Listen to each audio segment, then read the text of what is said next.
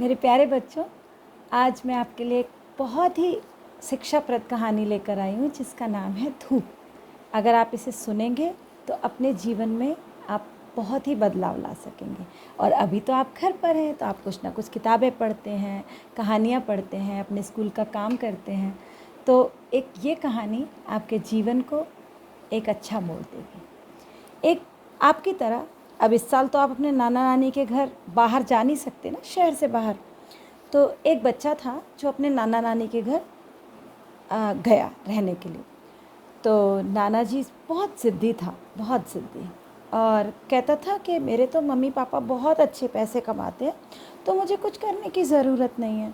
और नाना जी आप मेरे साथ अंदर खेला करो और मुझे ज़्यादा मेहनत करने की ज़रूरत नहीं है, और मैं ज़्यादा खेलता हूँ तो मैं थक जाता हूँ।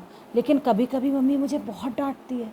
मम्मी कहती है हमारे घर जो काम वाली आंटी है उसका बेटा बहुत लंबा है, वो मेरी उम्र का है लेकिन वो बहुत लंबा है और मुझसे ताकतवर लगता है, पर वो सारा दिन खेलता है, पढ़ता भी है, पर वो कैसे कर लेता है ये सब। तो नाना जी बोले कोई बात नहीं बेटा, इसका जवाब मैं तुझे अगली गर्मियों की छुट्टियों में दूंगा। चलो आज हम सबसे पहले, अब तुम मम्मी का कहना मानना, बाहर भी खेलने जाना, पढ़ाई भी करना और समय पर काम भी करना। तो नाना जी ने कहा आज हम शाम को बाज़ार चलेंगे और 2 पौधे खरीद के आएंगे। तुम 2 पौधे इस बार मेरे आंगन में लगा कर जाना। तो शाम को नाना जी और वो बच्चा अपना बाज़ार जाते हैं, 2 पौधे खरीद कर आते हैं। तो नाना जी कहते हैं चलो अब हम इसको बाहर लगाते हैं। तो एक पौधे को नाना जी बच्चे से घर के बगीचे में लगवा देते हैं, आंगन में जो बगीचा होता है, और एक पौधा ले जा कर के घर के गेट के बाहर, एक क्यारी बनी होती है घर के गेट के बाहर, उस क्यारी में लगा देते हैं। बच्चा पूछता है आपने ऐसा क्यों किया, आपने एक पौधे को घर के अंदर और एक पौधे को घर के बाहर क्यों लगाया। तो नाना जी बोले इस बात का जवाब मैं तुम्हें अगली बार दूंगा।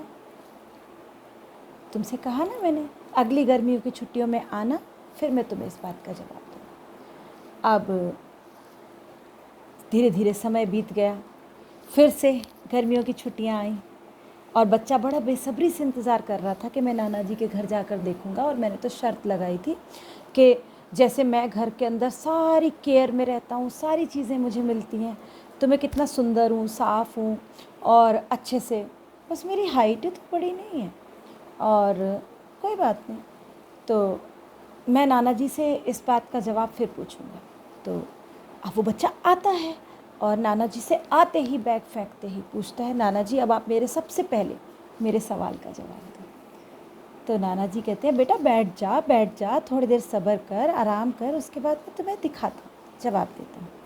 अच्छा पहले जो तुमने पौधा लगाया था, हाथ मुँह धोकर ज़रा वो तो देख कर आओ घर के अंदर।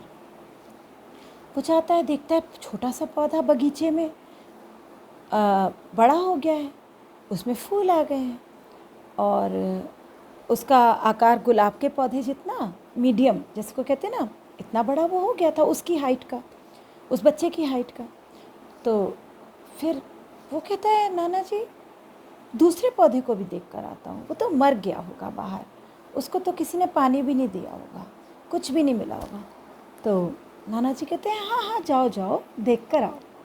तो बच्चा बाहर जाता है, देखता है वहाँ तो कोई पौधा नहीं होता, ना उसके साइज़ का कोई पौधा उसे नहीं दिखाई देता। वो अंदर आता है भागकर, कहता है नाना जी वो पौधा कहाँ है, वहाँ तो बड़ा सा पेड़ है। तो नाना जी कहते हैं वही पौधा पेड़ बन गया, क्योंकि उसको खुली हवा मिली, उसको खुली सांस मिली, उसको धूप मिली, उसने आंधी तूफान सबसे लड़ना सीखा और मेहनत करके खुद से बड़ा हो गया। बरसात के पानी से बड़ा हुआ, किसी ने उसको पानी भी नहीं दिया, और उसको तकलीफ़ सहने की आदत हुई, वो अंदर से मज़बूत बना, और वो मज़बूत बनते बनते बहुत अच्छे से बड़ा हो गया। और ये पौधा, इसको लाड़ प्यार मिला, इसको कभी छाया में रखा, कभी धूप में रखा है, और ये ऐसे के ऐसे रह गया, छोटा ही रह गया। अब देखो ना कितना फ़र्क है। अगर हम मेहनत करते हैं, सड़क पर चलते हैं और धूप सहते हैं, गर्मी सहते हैं, ज़्यादा एसी में नहीं बैठते, तो हमारा शरीर तो ज़्यादा मजबूत बनेगा ना उस पेड़ की तरह। तो बच्चा सोचता है कि नाना जी ने तो मुझे इस पौधे के ज़रिए जवाब दे दिया। तो वह हंसकर बोला, नाना जी आपने इसलिए मुझसे पौधे लगवाए थे कि मुझे ज़िंदगी की धूप समझ में आए, ज़िंदगी की मेहनत समझ में आए। अब मैं समझ गया, अब मैं बाहर भी खेलूँगा, मेहनत भी करूँगा और मम्मी को बार बार परेशान भी नहीं करूँगा। तो मैं उम्मीद करती हूँ कि आपको मेरी ये कहानी बहुत पसंद आएगी और आगे भी ऐसी ही कहानियाँ आप सुनते रहेंगे। धन्यवाद। शुभ दिन।